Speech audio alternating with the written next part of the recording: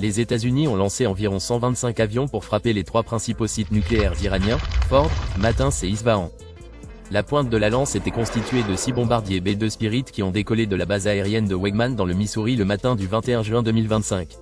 En outre, une trentaine de missiles de croisière ont été tirés depuis des sous-marins nucléaires américains immergés dans la région, frappant les installations souterraines d'enrichissement nucléaire les uns après les autres. Cela peut paraître simple, mais c'est loin d'être simple. Ces avions sont de gros consommateurs de carburant et dépendent fortement du ravitaillement en vol pour mener à bien des missions aussi lointaines. Et c'est là que les choses deviennent encore plus complexes. Les avions ravitailleurs KC-135 Stra chargés du ravitaillement en vol n'opèrent pas seuls. Ils ont besoin de la protection des escadrons de guerre électroniques FA-18 qui escortent les ravitailleurs et contribuent également à protéger les bombardiers B-2 contre la détection et les attaques. Plus de détails dans la vidéo ci-dessous.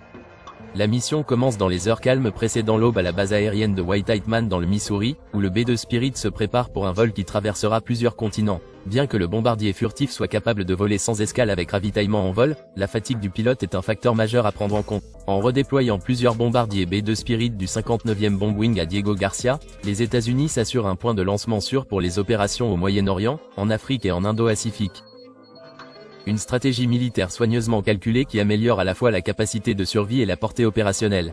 Mais ils ont également été escortés par des porte-avions et des sous-marins à travers la mer d'Arabie.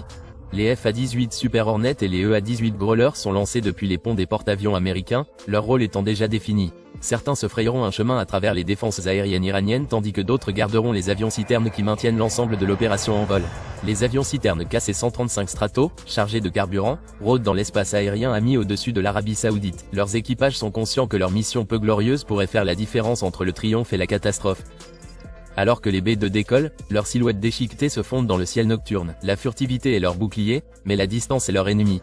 Après plusieurs heures de vol, ils font voler des avions-citernes debout au-dessus du canal, avalant du carburant en plein vol tandis que les F-18 tournent en rond pour les protéger.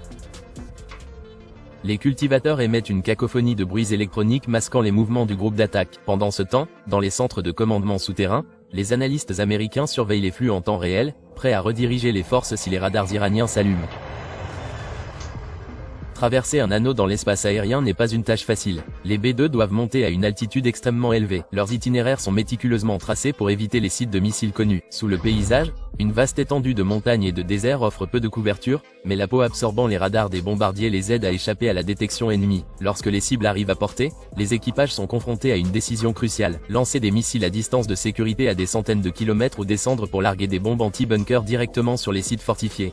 Il existe différentes bombes anti-bunker de différents calibres, mais ce qui la distingue des autres, c'est cette GBU-57, qui est généralement larguée par le bombardier furtif B-2 Spirit. En raison de la taille et du poids important de la bombe, l'avion ne peut transporter que 2 de ses armes dans ses compartiments de soute à bombe.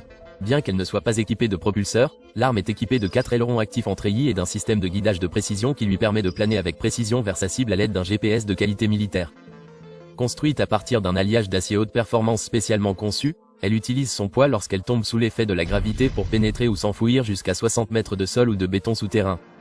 Mais ce n'est pas si simple. Les défenses aériennes de l'Iran restent une menace redoutable. Les M29 et les F-14 vieillissants ne sont peut-être pas à la pointe de la technologie, mais ils peuvent tout de même être dangereux si l'on a la chance d'intercepter un bombardier furtif B-2. Les bombardiers furtifs n'ont pratiquement aucune capacité de combat aérien et les contrôleurs au sol iraniens ont du mal à percer le vecteur de brouillage électronique de leurs chasseurs vers les bombardiers en approche.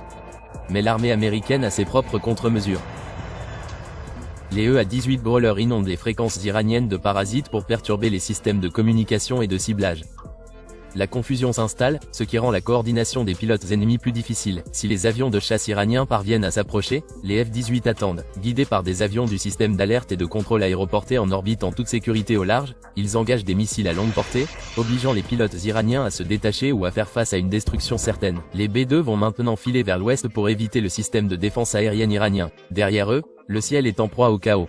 Les sites SAM réactivés en désespoir de cause déclenchent des salves qui tourbillonnent sans danger dans le vide, esquivés par des leurres. Les producteurs poursuivent leur siège électronique tandis que les F-18 de réserve avancent pour renforcer la retraite. Au-dessus de l'Irak, bombardiers et pétroliers se rejoignent. Les F-22 Raptors les escortent. Leurs capteurs recherchent des menaces que les Iraniens pourraient rassembler. Voyons comment cela fonctionne. Première étape, la plateforme de déploiement de la bombe. Comme mentionné précédemment, un bombardier furtif B-2 vole à très haute altitude. Lorsque l'avion atteint l'emplacement désigné et que les conditions sont optimales, il largue l'arme. La bombe est conçue pour la précision et la hauteur de déploiement joue un rôle crucial dans sa trajectoire et son efficacité. Ensuite, l'étape 2 vient la précision du ciblage. La bombe est équipée d'une technologie de guidage avancée, notamment un GPS et des systèmes de navigation inertielle qui sont des satellites de qualité militaire. Vient ensuite l'étape 3 qui consiste à ajuster la trajectoire. Les informations et les données de guidage sont ensuite transmises aux 4 ailerons des moteurs en treillis de la bombe situés à l'arrière. Ces ailerons peuvent se déplacer et s'ajuster en temps réel, ce qui permet à la bombe de corriger sa trajectoire lorsqu'elle descend sous l'effet de la gravité. Ces réglages sont essentiels car l'arme ne possède pas de propulseur pour modifier sa trajectoire. Au lieu de cela, elle s'appuie sur le mouvement de ses ailerons et sur une chute à haute altitude pour contrôler sa trajectoire de vol. C'est pourquoi la bombe doit être déployée à très haute altitude, afin qu'elle ait suffisamment de temps et de distance pour ajuster sa trajectoire avec précision. Voici la partie la plus difficile, qui est l'étape 4, l'impact et la pénétration. La bombe connue sous le nom de pénétrateur d'artillerie massif pèse environ 30 000 livres, soit environ 14 000 kg. Lorsqu'elle atteint sa cible, elle frappe avec une force immense conçue pour pénétrer profondément dans les structures durcies telles que les bunkers. L'énergie à l'impact permet à la bombe de s'enfouir à plus de 200 pieds dans du béton armé, garantissant ainsi qu'elle délivre sa charge utile précisément là où elle est destinée pour un effet maximal.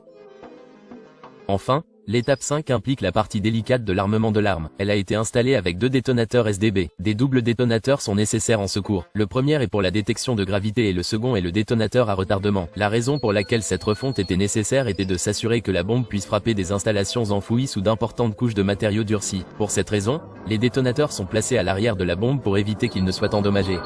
Une fois que le retardateur ou le détonateur à détection de gaz atteint sa destination, il peut exploser, créant un mini-séisme qui peut ensevelir des bunkers dans des immeubles de 20 étages à l'intérieur. Examinons pourquoi Israël bombarde les sites nucléaires iraniens depuis le 13 juin 2025, sans toutefois réussir à les pénétrer, et pourquoi les États-Unis ont dû faire appel à des bombardiers B-2 Spirit pour détruire ces bunkers lourdement fortifiés.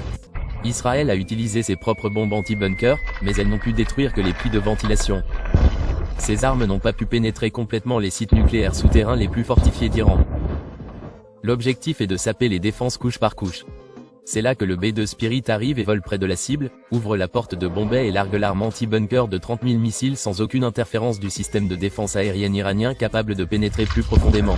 Le résultat aurait pu être plus décisif, endommageant voire détruisant les installations souterraines d'enrichissement d'uranium d'un seul coup. Comme indiqué, l'objectif principal des États-Unis est de paralyser le programme nucléaire iranien en frappant ses sites d'enrichissement les plus critiques, en particulier Fordo, Natanz et Isfahan. Prenons l'exemple de Natanz.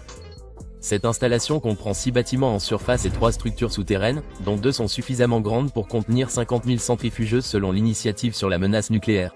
Pour ce site, les sous-marins de la marine américaine ont lancé 30 missiles d'attaque terrestre et d'équipage ciblant ces installations nucléaires qui ne nécessitaient pas de pénétration profonde. Lorsqu'il est prêt à être lancé, il s'ouvre de la trappe et le joint de protection se brise. De l'air à haute pression est pompé dans le tube et est utilisé pour éjecter le missile de croisière.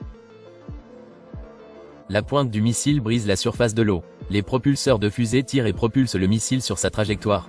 Les propulseurs tombent dès que le missile est hors de l'eau. Le moteur principal du missile de croisière s'enclenche, puis il ouvre automatiquement son aile.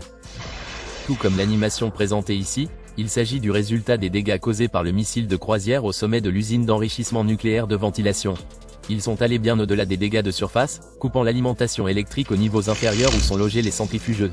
La section aérienne de l'usine pilote d'enrichissement de combustible a également été détruite.